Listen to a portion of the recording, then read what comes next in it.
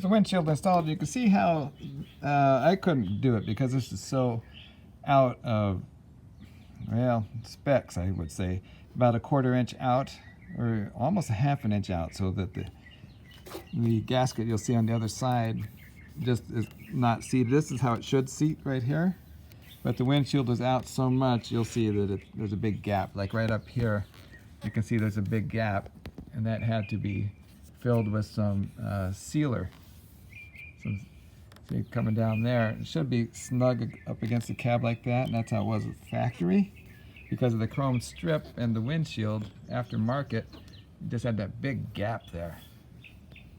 And you can see it also on the windshield right in here.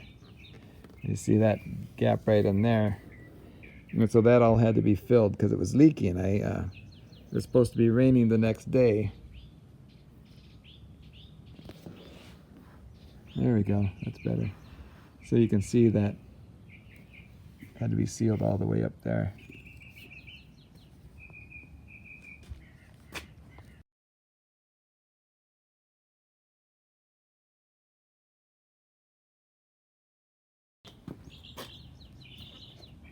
See, there's the gap right in there. You can see it's right down in there especially. Right at the bottom there, you can see that big gap. Not supposed to be like that, but that's how far out the windshield was, and so it was a bear to get that in there. And the guy that did it, he knew what he was doing.